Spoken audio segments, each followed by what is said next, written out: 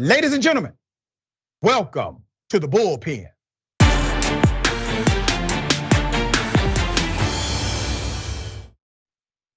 All right, my dear brothers, back. Christian Datoc, White House correspondent, Washington Examiner, seasoned journalist, and really an extraordinary person. Christian, welcome. Dr. Richey, thanks for having me back. It's been a minute. It's been a minute, man. All right, we're glad to have you back. Glad to have you back. Well, some things have changed since the last time you were on the show. Primarily, I want us to talk about the announcement for president from Governor Ron DeSantis, excuse me. And the governor has decided to run against woke policies. I have some ideas as to what that means. However, it has not been clarified by the governor himself. What are your thoughts about running against woke policy? And do you think you know what it means? And is it a winning strategy in a general election? You know, Dr. Richey, I'm not really sure anyone can define what quote unquote woke policies are right now. Perhaps not even Governor DeSantis himself. I think it would be smarter if he was focusing on running against Donald Trump, who last time I checked is holding something like a 50-point average lead in all of the polling indexes.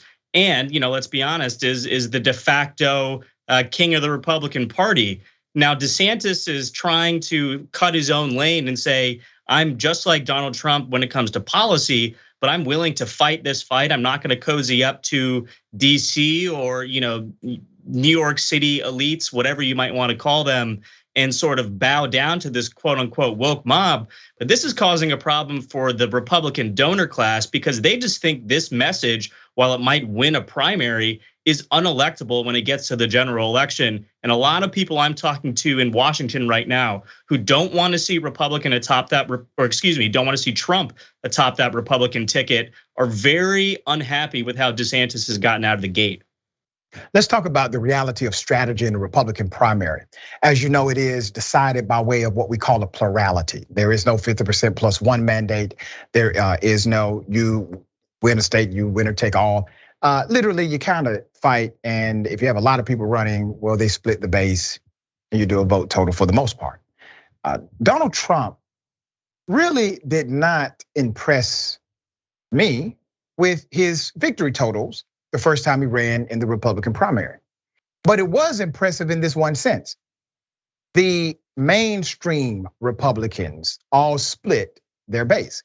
And you look at the primary that he ran the first time, he didn't win the majority of voters in the state. He didn't need to. It was severely split with the mainstream Republicans. He consolidated a particular base. He actually brought some others to the voting ranks of the Republican primary that had not voted before or had not voted in a long time. That was his strategy for victory. With DeSantis in the race, it presents a different dynamic. There's a different thing because DeSantis is the one candidate who authentically is also supported by those who support Trump.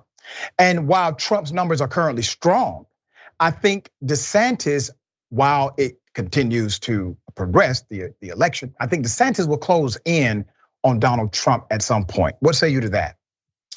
I think in theory, you're right. The biggest thing hurting Ron DeSantis right now is the fact that he's not running one-on-one against Trump. He's taking fire from folks like Nikki Haley, Tim Scott, both fine, upstanding Republicans from the state of South Carolina, where I went to college, but others down the line. Mike Pence is expected to announce this week, as is former New Jersey Governor Chris Christie. So if this was a one-on-one race, I think DeSantis would be, have a higher chance of pulling off some of those diehard MAGA folks who might be, disillusioned with how Trump behaved in the latter part of 2020, let alone everything he had done in office before then. But I think you're right in that as more of these down ballot lesser candidates drop out, you're going to see Trump's lead, shrink and rather rapidly. The big problem here, and this is sort of what I alluded to in my opening statement, is how far does DeSantis's wallet really take him? Trump has this huge war chest. He's had more small donor support from any Republican candidate we've seen in modern history. So whether or not he gets the backing of groups like Americans for Prosperity or the National Economic Council or anything, it's going to propel him through and have a lengthy ad buy, an ability to project his message to those Republican primary voters. We don't know if Desantis has the staying power for he's going to be someone like Scott Walker, who was the prohibitive favorite heading into the 2016 primary, but then flamed out before any primary votes were even cast just because he couldn't afford to stay on the airwaves like a Jeb Bush or like a Ted Cruz. So money is going to matter big time in this election. But I do think one thing that Trump actually has over DeSantis is his ability to attack DeSantis head on. In Iowa, South Carolina, New Hampshire, all of these early stops that DeSantis has made since announcing, he didn't necessarily attack Trump, out its face. He danced around and attacked sort of, the legal problems that he had. He was happy to attack Joe Biden head on, but everything negative he said about Trump that we had seen in political reports, he usually said behind closed doors to reporters and not up there on the, in front of the podium or on the stage. It's something that he's going to need to come to grips with. If you want to wear the crown, you got to kill the king. And because both of these guys seem to be disagreeing on a potential debate schedule, the American public, or at least the Republican primary voters, probably aren't going to see or have an opportunity to watch these two duke it out on stage and decide which one they actually back, because the messaging in many ways is very the same. Well said, and let me add this caveat. Politics in America in particular has always carried a level of tribalism for it to exist and to be relevant. That tribalism has been enhanced during this era, in particularly inside of the Republican Party. So that makes Donald Trump, even though he holds no official position with the Republican Party, he is in fact their tribal leader. And the Republicans, or the MAGA supporters, they have all conditioned their brand and their people to believe that in order to be a man's man or effective, whatever it may be, you got to be in your face. You have to be willing to fight. That's why DeSantis took the positions he took in the state of Florida. He called out people. He made laws against folk. He decided to fight one of the biggest companies on the planet Earth, all right? He did this because it aligned to the indoctrination and branding of the conservative movement. Conservatives appreciated his stance on these items where he called out these individuals. They liked it. Then all of a sudden, he runs for president and he is not capable of doing the same thing with one particular candidate. As a matter of fact, none of them are. Nobody. I mean, Nikki Haley said, I'm not running against Trump, I'm running for the Republican nomination. Come on, now you're running against Trump. Everybody's running against Trump.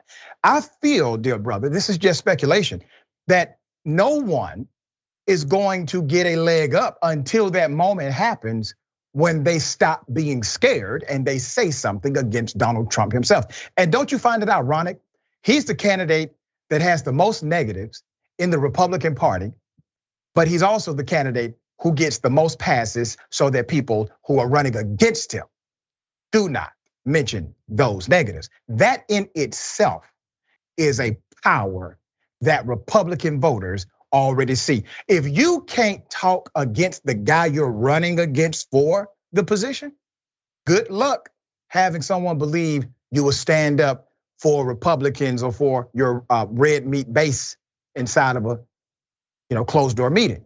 And I think that's the message permeating inside of those who are taking these polls and showing clearly Trump is still their guy. What are your thoughts?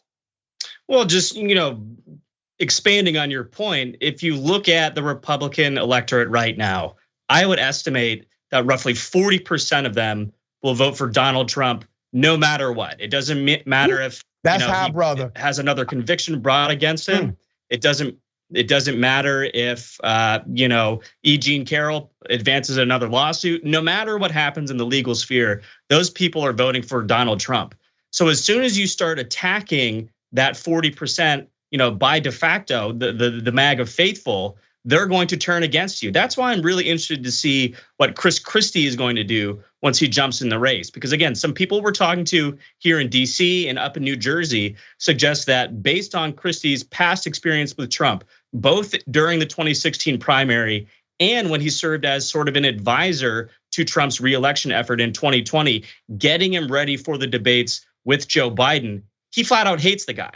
So you could see someone trying to tank Donald Trump no matter what, even if it means he goes down with the ship. That's going to be pure electricity once you see Chris Christie getting up and really, trying to take back his mantle of being the Republican fighter and, so to speak, the baddest guy in the room. I can't wait to see that. And I don't think any other candidates really had the stones to try and take Donald Trump on head on.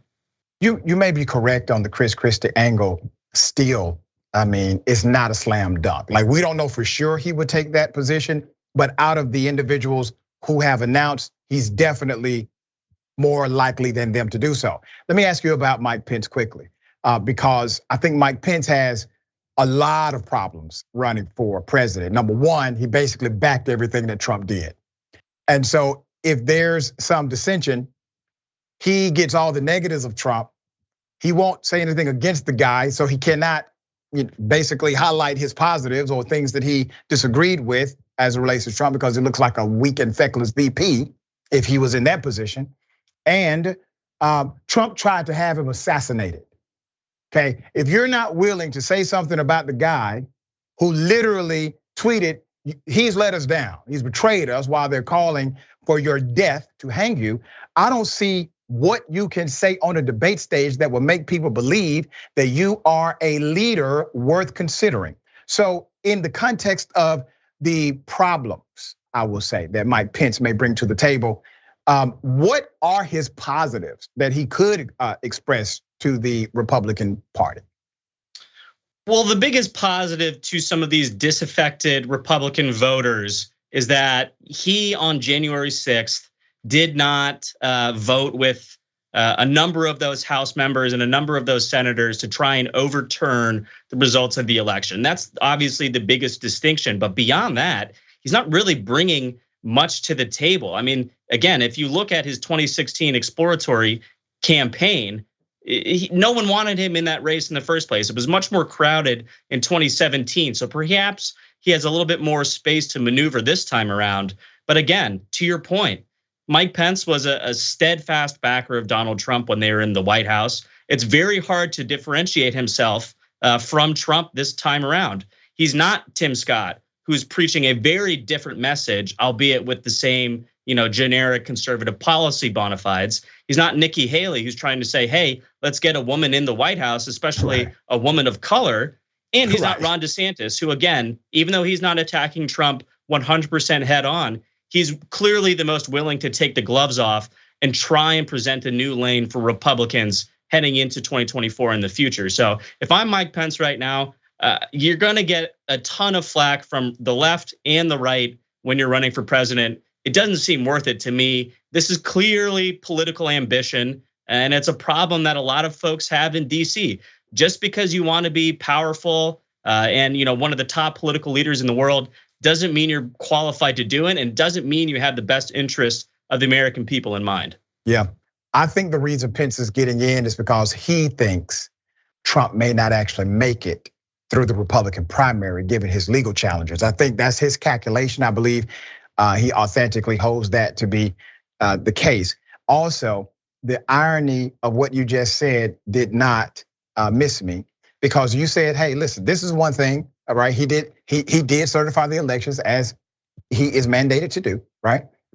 But that very one thing, dear brother, that he did that was actually righteous and within the context of his office, that he swore to uphold the Constitution and law, is the one thing that makes him the most unpopular among many conservative voters. Good luck, Mike Pence. Christian, I appreciate you being on the show. I hope Trump doesn't try to kill Mike Pence again. Tell people how they can follow you and check out your great work. You can read my work on the WashingtonExaminer.com or in our daily, weekly magazine. You can also follow me on Twitter and Instagram @Talk Radio. Dr. Richey, thanks as always. Thank you, man. I appreciate you. And listen, you are always very fair, very balanced. I'm an opinion guy. You bring the facts. We thank you for your continued leadership in that arena.